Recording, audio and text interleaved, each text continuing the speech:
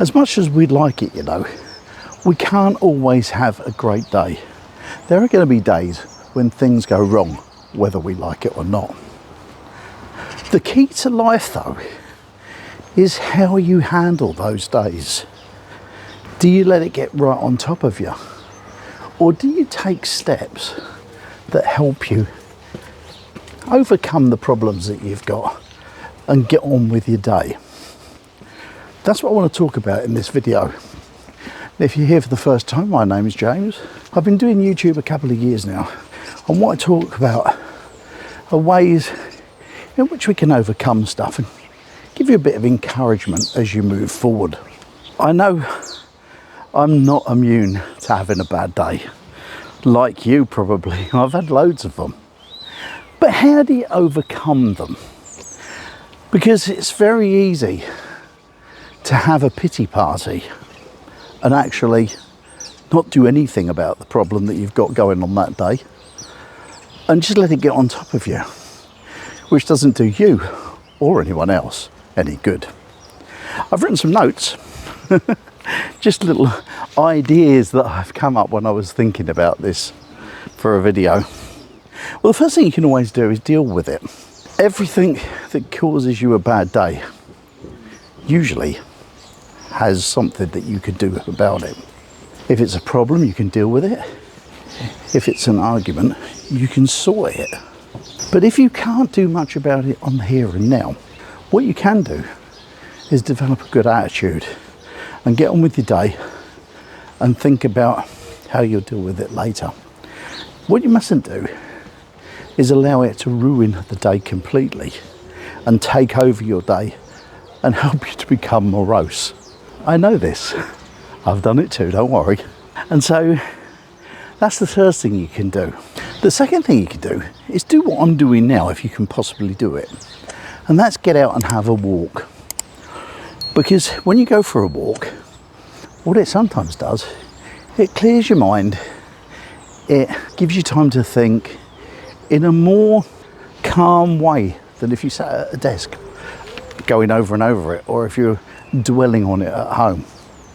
The other thing, of course, is when you go out for a walk, can you hear the birds? It can't fail to make you feel a bit better, can it? And so walking just does something that seems to help you think through things, be a bit more rational about things, work out your responses, work out what you're going to do about the situation. The third thing is that you can get a piece of paper and you can write down the good and bad things about the situation that you're in. And when I say there's good things that you can do when you're having a bad day, it's all about working out how you can overcome. Find the steps to overcome the situation. It may be an awkward day, it may be a bad day, it may be a situation that's dropped in your lap that you weren't expecting. But what you can do is look at it in a positive light and write down the things that you can do to solve it, which will make it better. I have a favourite one though, and that is to let it engulf me, sulk about it for a while and really let it get to me. But before I do that, I put a time limit on it. So if it's a medium thing, I'll give it an hour. Give it an hour to get to me. If it's a bit longer, I might give it a couple of hours. And I'll let it go and I'll let it go. And I'll get it all out of my system, get all upset, all wound up over it, and just get rid of it. If it's a major problem, I can even have a day or two if I want to. The thing is that you can make it into a situation that you want it to last. If you're going to sit and be miserable about it anyway, then why not give it a time limit and enjoy it, dwell on it. Sometimes, you know, it does you good to have a good old dwell and a good old sulk and get it out of your system. I know I've done it quite a lot, but it's true. If you put a time limit on it, I don't know what time it is now, it's about 9:30 in the morning. if I was to have something that's perhaps kept me awake in the course of the night, and I've been thinking about it and I'm not getting any better and I know it's going to get worse, then I'll go to myself, do you know what, you got till dinner time. Dinner time for me is about 1 o'clock. And I will let it go, let it all out, feel miserable, feel angry, all those sorts of things. And then when it gets to 1 o'clock, it's like an alarm going off and saying, right, that's it, that's the end of that, now let's move on. And you may think it sounds stupid, but I'll tell you what, it doesn't half work. It's worked for me. I've used it tons of times. I like feeling miserable now and again. I like getting angry. And that sometimes is all it takes to give yourself a little time limit and get it out of the way with. And then I'm happy again and I can carry on. Now, talking about angriness, have you noticed that we often get angry because we've been in an argument with somebody?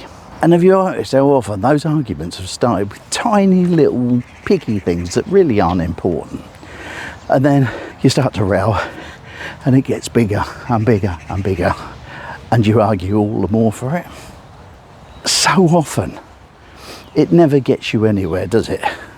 Someone told me, I can't remember who it was, but someone I was talking to one day gave me a quote by somebody, and I can't remember who it was and I can't remember the quote fully, but I can kind of outline it for you, and it goes something like this. If you're getting upset with arguments, think about this. If you were to die tomorrow, would it have been wasting your time to get angry over it? I don't know about you, but the little petty arguments that we have aren't worth worrying about for 10 minutes, let alone all day. Sometimes, you know, we can have a row with someone over something so stupid, like, I've done this myself so I know it's stupid. They can say something and I know it's blatantly wrong, so I have to correct it, and that makes the argument worse. But the point is, what was my aim when I had to correct it? Because I was probably just trying to one-up them and be better than them and show you I know more. But it can go into an argument that causes real bad feeling, and it's something that's stupid, because the truth be told, who needs to be right over a silly little thing? If someone made a mistake and said something that wasn't quite right, does it really matter at the end of the day? No, it doesn't, does it? And yet we can allow these arguments to grow and to fester. But sometimes you can see an argument coming, and so what I try to do is sidestep it. If I think it's not going to be worth something arguing over, I'll just let it go, let it drift, not say anything about it. That's really what I wanted to talk about today. Nothing overly ambitious to talk about, just something that crossed my mind when I was thinking about something yesterday, and something I wanted to get clear. An American guy that I saw on stage once, called Fred Hartis, said, you can always have a good day and you always have bad ones, but the idea is to not let the bad ones bum you out. And that makes a lot of sense. And so that's what I'm going to leave you with. Don't let the bad days bum you out. Find a way of getting around them, sorting your life out, and getting yourself back up again. Because after all, that's what we all want to do in the end, isn't it? That's it from me for another day. That's day 17 out of the way. I'll be back tomorrow and we'll have a little chat about something else. But until then, I'm going to put a playlist just over there, and you can see all of them if you really want to.